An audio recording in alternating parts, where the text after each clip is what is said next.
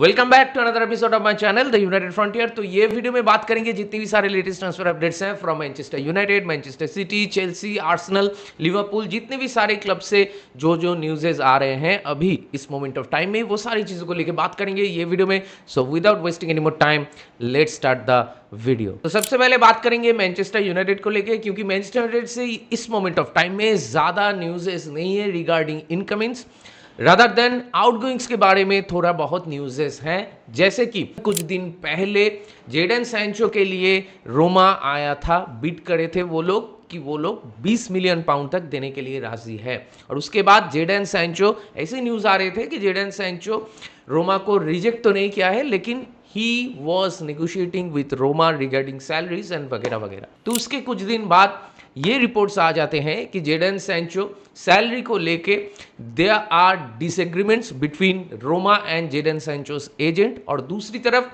Jadon Sancho जो salary cut लेंगे उसके लिए मैनचेस्टर यूनाइटेड को जेडन सैंचो को उसका बचा हुआ सैलरी देना होगा टू मेटेरियलाइज दिस मूव। तो आप सोच ही सकते हो कि जेडन सैंचो, मतलब उसके बारे में जितना भी खराब आप कह लो उससे कोई फर्क नहीं पड़ता। फर्क इससे पड़ता है कि जेडन सैंचो वो दाग है जिसको आप 1000 बार धो लो वॉशिंग मशीन में या अपने हाथ से रगड़ लो, लेकिन फिर भी वो दाग जाने का नाम नहीं लेता। जेडन सैंचो एक ऐसे वायरस हैं जो आप कोई भी ट्रीटमेंट करा लो, कोई भी हॉस्पिटल में जितना पैसा खर्च करना है कर लो, लेकिन आपको क्योर नहीं मिलेगा। जी हाँ, कुछ ऐसा ही है Jadon Sancho for Manchester United. इसीलिए जब वो वाला वीडियो मैंने बनाया था, जब वो न्यूज़ ब्रेक हुआ था कि रोमा के लिए जेडन सैंचो जा रहे हैं या फिर जेडन सैंचो रोमा जा सकते हैं, तो वो वीडियो में मैं ये चीज़ कहा था कि I will be forever in debt to Roma अगर ये डील हो जाता है मेटेरियलाइज। लेकिन अनफॉर्चुनेटली हम लोग ये डील मेटेरियलाइज नहीं होते हुए देखे, और दूसरी तरफ जेडन सैंचो टू रोमा ये डील अभी करेंटली ऑफ हो चुका है। तो अभी वो बेसिक टास्क में जाएगा या फिर टर्किश लीग में कोई दूसरे क्लब्स आएगा उसके लिए, क्योंकि टर्किश लीग में मतलब 12 सितंबर तक ट्रांसफर विंडो खुला है। तो अभी यही देखने वाली बात होगी कि जेडन सैंचो के लिए क्या कोई क्लब सच में आएगा जितने भी दिन बचे हैं अभी ट्रांसफर विंडो में, और क्या हम लोग जेडन सैंचो से फाइनली हम लोग को छुटकारा मिलेगा, वही अभी देखने वाली बात होगी। लेकिन अगर देखा जाए तो मैं तो बिल्कुल ही होपफुल नहीं हूँ regarding the sale of Jadon Sancho. अगर लोन डील भी होता है तो मेरे ख्याल से वो ठीक है, लेकिन उसका भी चांसेस मुझे अभी बहुत कम लग रहा है, क्योंकि जेडन सैंचो एंड उसके एजेंट दोनों ही बहुत ही घटिया है। मतलब no doubt Jadon Sancho is our worst signing in the history of Manchester United. मुझे भी ऐसा ही लग रहा है। आप लोगों को क्या लगता है इस मामले में? Please do let me know in the comment section. इसके बाद चलिए बात कर लेते और एक जो प्लेयर है जिससे हम छुटकारा पाना चाहते हैं, वो है आपका अलेहांद्रो गर्नाचो। अलेहांद्रो गर्नाचो के लिए मैनचेस्टर यूनाइटेड का स्टंस अभी भी वही है, हम लोग 50 मिलियन पाउंड्स के नीचे उसको जाने नहीं देंगे। अगर चेल्सी 50 मिलियन पाउंड्स दे देते हैं तो हम लोग उसको जाने देंगे, अगर नहीं देते हैं तो हम लोग उसको अंडर 21 में खिलाएंगे या फिर उसको यूज़ नहीं करेंगे, उसको बिठा के रखेंगे। ऐसा ही मैनचेस्टर यूनाइटेड का स्टांस है। लेकिन अकॉर्डिंग टू बेन जेकब्स, जो कि चेल्सी के लिए ज़्यादा रिलायबल सोर्स है, उन्होंने ये चीज़ कहा है कि Chelsea are currently valuing around 25 million pounds. मतलब it will be a joke अगर चेल्सी ये सच में सोचते हैं कि 25 मिलियन पाउंड्स तक देना होगा और उसके साथ हम लोग ये चीज़ को मान जाएंगे। तो it is really a joke अगर चेल्सी ऐसा सोच रहे हैं, क्योंकि नोनी मादुएके को Chelsea 50 million pounds plus add-ons में बेचे हैं आर्सेनल में। दूसरी तरफ निकोलस जैक्सन के लिए वो लोग 60 to 70 मिलियन पाउंड्स कुछ डिमांड कर रहे हैं। और दूसरी तरफ जितने भी सारे अभी ट्रांसफ़र हो चुके हैं ये ट्रांसफर विंडो में, तो बहुत सारे प्लेयर्स जो स्टैटिस्टिकली बहुत पीछे हैं उनके लिए भी अच्छा खासा, मतलब 37-40 मिलियन पाउंड्स ऐसा हम लोगों को देखने को मिला है कि क्लब पे कर रहे हैं। तो जबकि रेफरेंस फ्रेम बहुत ऊपर है, तो इसीलिए मेरे ख्याल से मैनचेस्टर यूनाइटेड का स्टांस वाकई में बिल्कुल सही है। And as a Manchester United fan we also want, अगर हम लोग अलेहांद्रो गर्नाचो को बेचते हैं तो हम लोग को 50 मिलियन पाउंड से एक पैसा भी कम नहीं चलेगा। मतलब हम लोग को 50 मिलियन पाउंड्स ही चाहिए टू सेल अलेहांद्रो गर्नाचो।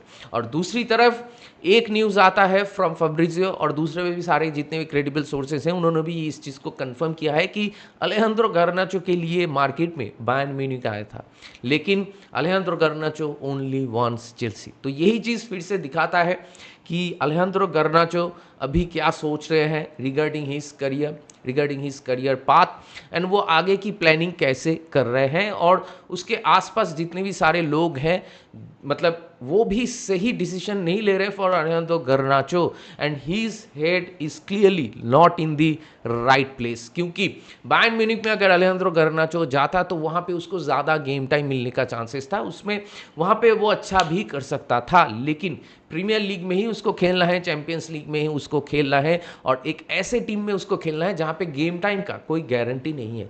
तो इसीलिए मैं जब से ये न्यूज़ ब्रेक हुआ था कि अलेहांद्रो गर्नाचो चेल्सी में जाना चाहता है तो तब से मैं एक ही चीज़ कह रहा हूँ कि अगर अलेहांद्रो गर्नाचो चेल्सी में जाना चाहता है तो चेल्सी के पर्सपेक्टिव से there is no need to go for Alejandro Garnacho, लेकिन दूसरी तरफ अलेहांद्रो गर्नाचो की पर्सपेक्टिव से अगर देखा जाए तो चेल्सी में जाके उसको तो वो गेम टाइम नहीं मिलेगा और चेल्सी में ऑलरेडी एस्टेब्लिश प्लेयर्स हैं जो कि अलेहांद्रो गर्नाचो से at this moment of time better position में है to start the game, to get more game time.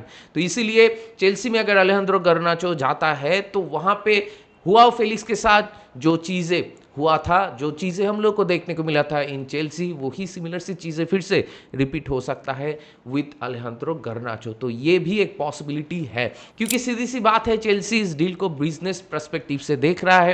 हो ही सकता है कि अलेहांद्रो गर्नाचो को खरीदने के बाद चेल्सी उसको लोन में भेज दे, उसके बाद अगर वो लोन स्पेल में अच्छा कर गया तो उसको बेच दे। तो ऐसा ही मुझे लगता है कि चेल्सी अलेहांद्रो गर्नाचो के साथ करने वाला है, लेकिन सैडली अलेहांद्रो गर्नाचो एंड उनके एसोसिएट्स और उसका एजेंट को ये सारा चीज नहीं दिख रहा है गोइंग इनटू द फ्यूचर। तो अभी यही देखने वाली बात होगी कि अलेहांद्रो गर्नाचो के लिए चेल्सी क्या सच में 50 मिलियन पाउंड्स देने के लिए राजी होंगे कि नहीं। इसके बाद मैनचेस्टर यूनाइटेड से और एक न्यूज है रिगार्डिंग रास्मुस हॉयलैंड। तो देखिए Rasmus Hojlund Alejandro Garnacho and Jadon Sancho से क्यों अलग है, वो इसलिए कि Alejandro Garnacho and Jadon Sancho publicly आके सोशल मीडिया में बहुत सारे चीज़ कर चुके हैं या फिर अगेंस्ट द क्लब बहुत कुछ बोल चुके हैं, लेकिन रास्मुस हॉयलैंड को आप देखिए कि he is a purely professional guy. कि लास्ट सीजन में मैनचेस्टर यूनाइटेड जो खराब खेला था, जो खराब रिजल्ट्स हम लोग लाए थे या फिर जो 15 पे हम लोग फिनिश किए थे, यूरोपा लीग फाइनल में हम लोग हार गए थे, उसकी जो रिस्पॉन्सिबिलिटीज़ एंड अकाउंटेबिलिटीज़ वो अकेला रास्मुस हॉयलैंड के ऊपर नहीं है। लेकिन फिर भी ये समर ट्रांसफर विंडो में हम लोग बेंजामिन शेस्को को लाने के बाद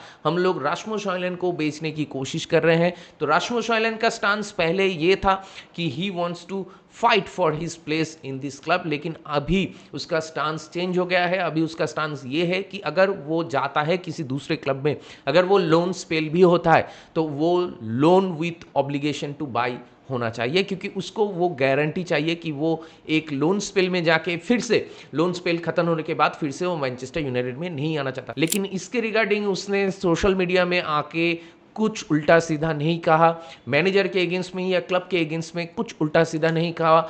और दूसरी तरफ आर्सेनल वाला जो मैच था उसमें भी उसने मतलब स्टेडियम में आया था, मैच देखा था, लेकिन फिर भी he did not disrespect the club और द मैनेजर और the fans for that matter. तो यही डिफरेंस है between Alejandro Garnacho, Jadon Sancho type players and Rasmus Hojlund. इसीलिए Manchester United fans will also pay that respect to Rasmus Hojlund जब वो ये club छोड़ के जाएगा। तो देखिए लास्ट वीक में ऐसे न्यूज़ेस आ रहे थे कि रास्मुस हॉयलैंड के लिए एसी मिलान आ रहा है और उसी के साथ हम लोग लोन डील में जा सकते हैं फॉर रास्मुस हॉयलैंड, लेकिन AC Milan loan with obligation two by ऐसा कुछ नहीं कहा था। और अभी रास्मुस हॉयलैंड खुद जब ये चीज़ कह रहा है कि वो अगर जाएगा लोन में भी तो उसको loan with obligation two by वाला ऑप्शन चाहिए। तो ये हम लोग के लिए एक अच्छा डील हो सकता है एंड रास्मुस हॉयलैंड के लिए एसी मिलान एंड लेप्जिग तो इंटरेस्टेड थे ही, अभी Napoli are also back in the race. जी हाँ, फैब्रिजियो ने ये चीज़ कहा है कि Napoli want Rasmus Hojlund in their team. तो अगर नेपोली लोन के लिए जाते हैं तो वो लोग ऑब्लिगेशन टू बाय डालेंगे ही, नहीं तो वो लोग डायरेक्ट परमानेंट मूव के लिए भी जा सकते हैं। अगर देखिए परमानेंट मूव हो जाता है तो ये विंडो में हम लोग को पैसा मिल जाएगा फॉर रास्मुस हॉयलैंड, और अगर लोन डील होता है मतलब loan with obligation to buy, तो अगले समर ट्रांसफर विंडो में हम लोग को वो पैसा मिल जाएगा। तो अगर loan deal with obligation to buy होता है फॉर रास्मुस हॉयलैंड तो मेरे ख्याल से I as a Manchester United fan will be happy, क्योंकि हम लोग को फिर से वो सिचुएशन नहीं चाहिए कि हम लोग लोन पे प्लेयर को भेजेंगे, प्लेयर अच्छा करेगा या ठीक ठाक करेगा या फिर खराब भी कर सकता है, उसके बाद प्लेयर को वापस से मैनचेस्टर यूनाइटेड में भेज दिया जाएगा, उसके बाद फिर से अगले समर ट्रांसफर विंडो में हम लोग को सिमिलर सी सिचुएशन डील करना होगा। तो ऐसा मुझे बिल्कुल नहीं चाहिए था, एंड लोन डील कभी भी मैनचेस्टर यूनाइटेड जैसे क्लब के लिए मतलब बेनिफिशियल नहीं होता। तो इसीलिए अगर loan with obligation to buy ये डील होता है फॉर रास्मुस हॉयलैंड टू आपका एसी मिलान हो या फिर आपका नापोली हो या फिर लेप्जिग हो, तो मेरे ख्याल से every Manchester United fan will be happy at the end of this transfer window. तो अभी यही देखने वाली बात होगी कि रास्मुस हॉयलैंड के लिए मतलब नापोली कितना ज़्यादा पुश करते हैं, और अगर रास्मुस हॉयलैंड नापोली ज्वाइन करते हैं तो वहाँ पे स्कॉट मैकटोमिनी भी है और उसी के साथ केविन डी ब्रुयना भी है। तो मेरे ख्याल से एक विनिंग टीम में अगर वो ज्वाइन करता है तो देयर इज अ पॉसिबिलिटी कि वहाँ पे जाके वो बढ़िया कर सकता है, and it will be a smarter move compared to AC Milan या फिर RB Leipzig।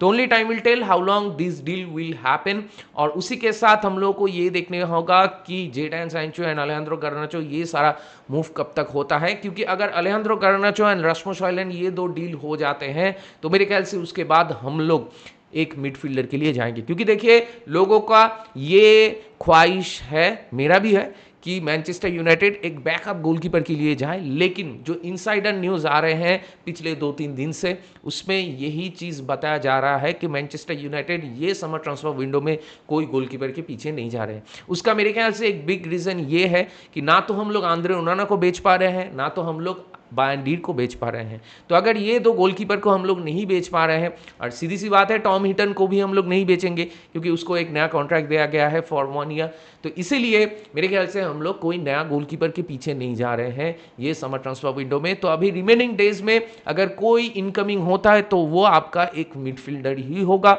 लेकिन वो मिडफील्डर कार्लोस बलेबा तो नहीं होगा। तो अभी वो कौन होगा इसमें भी बहुत सारे क्वेश्चन मार्क्स हैं। लोग बहुत सारे प्लेयर्स के साथ हम लोग का नाम जोड़ रहे हैं सोशल मीडिया में, लेकिन let me tell you one thing, किसी को कोई आइडिया नहीं है कि हम कौन से प्लेयर के पीछे एक्चुअली में जाएंगे। तो only time will tell what will happen. लेकिन जितनी भी सारे चीज़ों को लेके मैंने बात किया, ये सारे टॉपिक पे आप लोगों का क्या मानना है, आप लोगों का क्या राय है, please do let me know in the comment section. इसके बाद चलिए बात कर लेते हैं चेल्सी को लेकर। तो चेल्सी फिर से एक प्लेयर खरीद चुके हैं और वो आपका खरीदे हैं प्लेयर फ्रॉम ब्राइटन। जी हाँ, ट्रांसफर विंडो में चेल्सी ब्राइटन से प्लेयर नहीं खरीदेंगे ऐसा तो हो ही नहीं सकता, जैसे आर्सेनल चेल्सी से प्लेयर नहीं खरीदेंगे ऐसा हो नहीं सकता। तो नोनी मादुएके वाला डील हम लोग को ऑलरेडी देखने को मिल चुका है ये ट्रांसफर विंडो में, और अभी ब्राइटन से भी एक प्लेयर चेल्सी आ रहा है। प्लेयर का नाम है हुलियो एनसीसो। तो प्लेयर ब्राइटन से आ रहा है Chelsea, he is only 21 years of age. तो मेरे ख्याल से वो लोग उसको लोन में भेजेंगे, उसके बाद हो सकता है कि अगले समर ट्रांसफर विंडो में वो प्लेयर चेल्सी में वापस आए और उसके बाद चेल्सी के लिए खेले। तो अभी यही देखने वाली बात होगी कि चेल्सी ये लोन स्पेल के बाद प्लेयर को सच में खिलाएंगे अपने टीम में या फिर से उनको बेच देंगे, क्योंकि चेल्सी तो ऐसे ही करते हैं, उनका बिजनेस मॉडल ही ऐसा है। और दूसरी तरफ चेल्सी अभी भी जावी सिमोन्स के लिए बातें कर रहा है, तो जावी सिमोन्स वाला डील कब तक होगा ये भी किसी को मालूम नहीं, और उसी के साथ अलेहांद्रो गार्नाचो वाला डील भी कब तक होगा ये किसी को मालूम नहीं। लेकिन आउटगोइंग्स के मामले में चेल्सी मतलब ठीक ठाक प्लेयर सेल करते हैं, तो अभी निकोलस जैक्सन को भी वो लोग सेल करेंगे।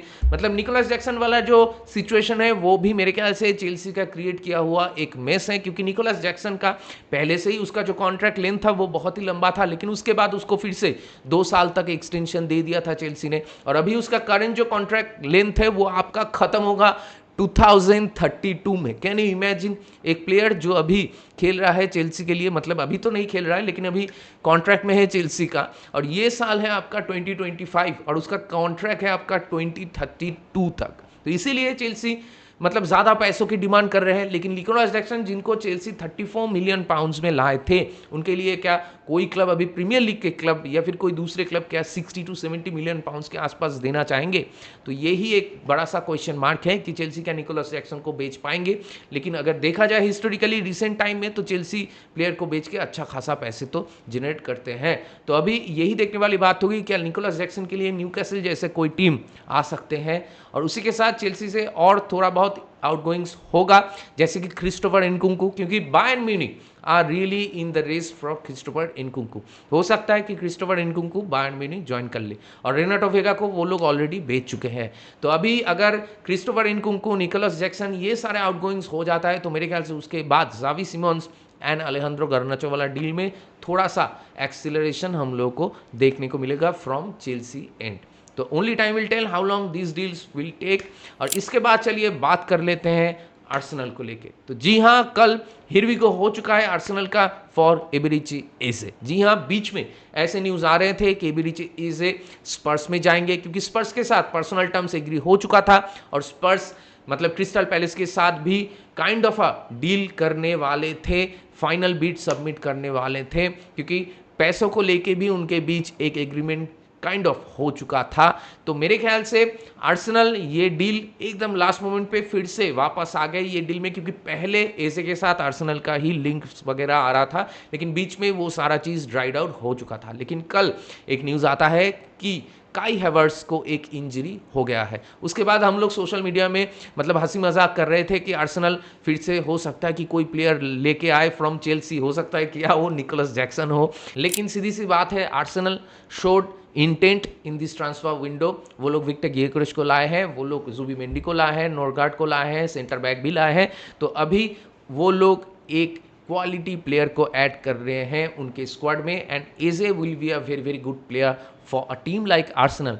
हालांकि रॉड्रिगो जैसा कोई प्लेयर आर्सेनल नहीं ला पाए हैं, और दूसरी तरफ ट्रोसार्ड को भी, जो मेरे ख्याल से 30 इयर्स एज में हैं, उनको एक नया कॉन्ट्रैक्ट एक्सटेंशन दिया गया है। उसके बाद आर्सेनल फैंस के तरफ से थोड़ा सा आप कह लो कि बैकलैश हम लोगों को देखने को मिला है, क्योंकि फैंस वर नॉट हैप्पी। और उसी के कुछ देर बाद काई हैवर्ट्स वाला न्यूज़ आ जाता है कि काई हैवर्ट्स इंजर हो गया है और वो बहुत दिन तक नहीं खेलेगा, तो इसीलिए फैंस थोड़ा एजिटेटेड थे। लेकिन अचानक से ये न्यूज़ आ जाता है कि एबेरेची एजे के लिए आर्सेनल पुश कर रहे हैं, और उसके कुछ देर बाद ही हियर वी गो आ जाता है, क्योंकि प्लेयर के साथ एग्रीमेंट तो हो ही चुका था, और उसके बाद क्रिस्टल पैलेस का जो डिमांड था रिगार्डिंग द मनी, वो भी आर्सेनल आपका एग्री कर चुका। तो इसीलिए ये डील बहुत जल्दी ही रैप अप हो गया। और दूसरी तरफ स्पर्स के लिए यहाँ पे एक बिग एल मिल गया regarding that Eberechi AJ deal, क्योंकि स्पर्स दूसरी तरफ सेविनियो के पीछे भी जा रहे थे, लेकिन सेविनियो को भी मैनचेस्टर सिटी अभी नहीं बेचना चाह रहा है।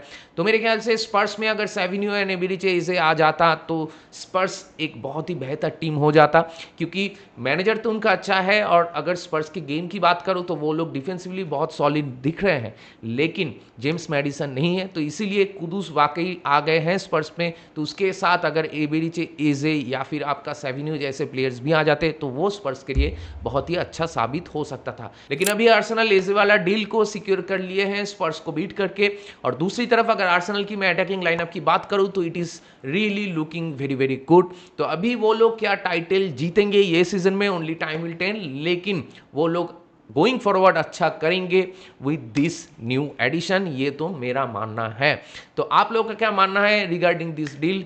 Please do let me know in the comment section. इसके बाद चलिए बात कर लेते हैं मैनचेस्टर सिटी को लेकर। तो देखिए, सेविनियो वाला जो डील की हम लोग बात कर रहे थे कि सेविनियो कैन गो टू स्पर्स, वो अभी नहीं हो रहा है, ऐसा ही लग रहा है, क्योंकि मैनचेस्टर सिटी से जितने भी सारे न्यूज़ेस आ रहे हैं, जितनी भी सारे क्रेडिबल सोर्सेज हैं, वो सारे सोर्सेज ये चीज़ को कंफर्मेशन दे दिया है कि Manchester City are currently blocking the move for Savinho.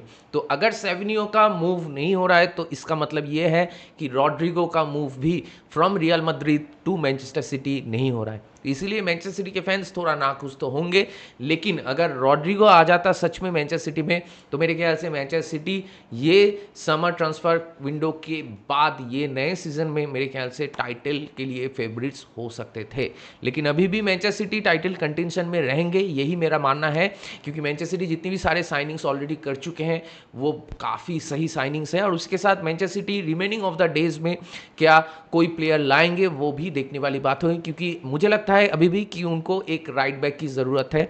तो ओनली टाइम विल टेल कि क्या वो लोग एक नया राइट बैक लाएंगे, क्योंकि कुशानोव के ऊपर मेरे ख्याल से वो लोग उतना ज़्यादा रिलाई नहीं करना चाहेंगे।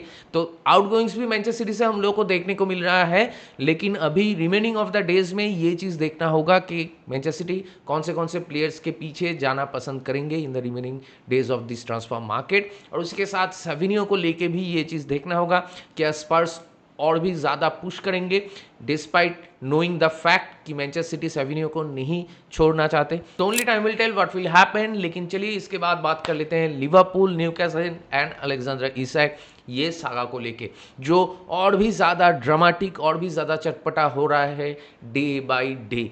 तो देखिए कुछ दिन पहले ही PFA अवार्ड्स मिला है जहाँ पे इसाक का भी नाम था, लेकिन इसाक सेरेमनी अटेंड नहीं किया। उसके कुछ देर बाद इसाक का बहुत एक लंबा सा स्टेटमेंट आया है जहाँ पे उसने ये चीज़ कहा कि न्यूकासल की तरफ से कुछ प्रॉमिसेस, कुछ वादे किया जा चुका था टू अलेक्जेंडर इसाक, लेकिन अभी दे ब्रोक दैट प्रॉमिसेस। तो इसीलिए अलेक्जेंडर इसाक बहुत ही नाखुश है और वो अभी नहीं वापस आएंगे एट न्यूकासल, कतई नहीं खेलेंगे फॉर न्यूकासल। तो मेरे ख्याल से he burned all the bridges to Newcastle United इस मोमेंट ऑफ टाइम में। और उसके कुछ देर बाद न्यूकासल की तरफ से भी एक स्टेटमेंट आ जाता है जहां पे न्यूकासल ये चीज़ साफ साफ कह देते हैं कि you are still under the contract of Newcastle United. तो आप न्यूकासल के प्लेयर हो तो आपको ये कॉन्ट्रैक्ट को रिस्पेक्ट करना होगा। तो मेरे ख्याल से न्यूकासल की तरफ से भी फाइन्स वगैरह वो लोग डिमांड कर सकते हैं फ्रॉम अलेक्जेंडर इसाक। लेकिन अगर वो स्टेटमेंट जो है फ्रॉम न्यूकासल उसको अगर आप ध्यान से देखो तो आपको एक चीज़ समझ में आएगा कि न्यूकासल अलेक्जेंडर इसाक को बेचेंगे, लेकिन उनको सही अमाउंट चाहिए। मतलब लिवरपूल वो पैसा देने के लिए राजी है, लेकिन जो बिगेस्ट इशू है विथ न्यूकासल वो ये कि किसी ने ये नहीं सोचा था कि न्यूकासल यूनाइटेड ये समर ट्रांसफर विंडो में इतना ज़्यादा स्ट्रगल करेंगे in terms of incoming signings. मतलब जब भी वो कोई भी प्लेयर के पीछे वो लोग जा रहे हैं उनको फेलियर का सामना करना पड़ रहा है, और वो लोग एक स्ट्राइकर अभी तक नहीं ला पा रहे हैं। मतलब यूएन विसा के पीछे भी वो लोग हाथ धो के पड़े थे, लेकिन फिर भी Brentford are rejecting all the bids from Newcastle. तो बहुत सारे प्लेयर्स के पीछे न्यूकासल ट्राई कर चुके हैं, लेकिन हर वक्त न्यूकासल उस प्लेयर को नहीं ला पाए। और उसी के साथ मेरे ख्याल से न्यूकासल यूनाइटेड और मतलब लिवरपूल एंड अलेक्जेंडर इसाक ये तीनों ही, मतलब इन तीनों को ही नहीं पता था कि न्यूकासल इतना ज़्यादा स्ट्रगल करेंगे एक स्ट्राइकर खरीदने में। अगर न्यूकासल एक स्ट्राइकर ले आते तो ये सागा इतना लंबा नहीं खींचता, लेकिन जैसे कि सब लोग को मालूम है कि Newcastle are really struggling to bring a new striker in the club. तो इसीलिए अलेक्जेंडर इसाक वाला डील भी और लंबा खींच रहा है। और अभी सिचुएशन ऐसा है तो मुझे तो नहीं लगता कि अलेक्जेंडर इसाक कभी भी न्यूकासल यूनाइटेड के लिए खेलेगा। हो सकता है अगर न्यूकासल अलेक्जेंडर इसाक को नहीं भी बेचे, लेकिन फिर भी उसको नहीं खिलाएंगे, उसको क्लब में रखेंगे, सैलरी देंगे और उसके बाद जनवरी में उसको बेचेंगे। लेकिन फिर भी मुझे लगता है कि अगर न्यूकासल यूनाइटेड कोई स्ट्राइकर ला पाते हैं इन द रिमेनिंग डेज, वो आपका निकोलस जैक्सन हो सकता है, वो आपका वीसा भी हो सकता है, तो अलेक्जेंडर इसाक को वो लोग छोड़ेंगे। और लिवरपूल उस वक्त अलेक्जेंडर इसाक के लिए अपना सेकंड बिड जो है वो लॉन्च करेंगे। तो only time will tell how long this saga will drive, क्योंकि ये जो सिचुएशन है ये सिचुएशन में मतलब ये सिचुएशन में कोई भी पार्टी का भला नहीं हो रहा है। वो आपका न्यूकासल कह लो, वो आपका अलेक्जेंडर इसाक कह लो, या फिर वो आपका लिवरपूल कह लो। और इसी के साथ कमिंग वीकेंड में अलेक्जेंडर इसाक को लेके मतलब आप कह सकते हो कि अलेक्जेंडर इसाक वाला जो डील है वो ये कमिंग वीकेंड में जो मैच है बिटवीन न्यूकासल एंड लिवरपूल, उस मैच की एक्साइटमेंट को और भी चौगुना कर दिया है। मतलब वो आपका सेंट जेम्स पार्क में होगा मैच, तो आप सोच ही सकते हो क्या इलेक्ट्रीफाइंग आपका एम्बियंस होगा सेंट जेम्स पार्क में, क्योंकि न्यूकासल फैंस तो ऑलरेडी अलेक्जेंडर इसाक के अगेंस्ट में चले गए हैं। तो ये जो मैच होगा बिटवीन न्यूकासल एंड लिवरपूल वो मेरे ख्याल से एक तड़कता भड़कता मैच हम लोग को देखने को मिल सकता है, जहाँ पे बहुत सारे मारामारी भी और बहुत सारा ड्रामेटिक मोमेंट भी हम लोग को देखने को मिल सकता है। और उसके साथ लिवरपूल के एंड से अगर मैं बात करूं तो लिवरपूल, मैं सोच रहा था कि वो लोग एक सेंटर बैक के लिए भी जाएंगे, जिसके रिगार्डिंग मार्क गेही के साथ वो लोग बात कर रहे थे। हालांकि लियोनी को वो लोग लेके आए हैं, लेकिन ही इज़ अ यंग प्लेयर, तो मार्क गेही वाला डील मेरे ख्याल से अभी तक हो जाना चाहिए था। तो वहाँ पे भी लिवरपूल कितना टाइम लेगा ये मुझे मालूम नहीं है, तो वो भी देखने वाली बात होगी, क्योंकि लिवरपूल को मेरे ख्याल से स्क्वाड डेप्थ की कमी तो है, तो स्क्वाड डेप्थ तो उनको चाहिए, स्पेशली एज सेंटर बैक, क्योंकि उनके पास जितने भी सारे सेंटर बैक्स हैं, वो आपका कोनाटे हो या गोमेज हो, ये सारे आपका इंजरी प्रोन है। और दूसरी तरफ राइट बैक सिचुएशन में भी उनका मतलब इश्यूज तो हैं, क्योंकि जो कॉनर ब्रैडली था वो आपका इंजर्ड है, और अभी न्यूज़ ऐसे आ रहा है कि जेरेमी फ्रिम्पोंग भी इंजर्ड है, वो उसका हैमस्ट्रिंग इंजरी हो गया, तो वो इंटरनेशनल ब्रेक के बाद वापस करेंगे। तो अभी फॉर द टाइम भी उनके पास कोई राइट बैक नहीं है, तो क्या फिर से अर्ने स्लॉट एंडो को राइट बैक में खिलाएंगे, जो बॉर्नमाउथ के साथ हम लोग को देखने को मिला था। तो अभी चीज़ें थोड़ा बहुत इंटरेस्टिंग हो चुका है, क्योंकि सेंट जेम्स पार्क में मैच है लिवरपूल का, और वो मैच में अगर कोई प्रॉपर राइट बैक नहीं खेलता तो न्यूकैसल के साथ वो लोग क्या compete कर पाएंगे, वो भी देखने वाली बात होगी।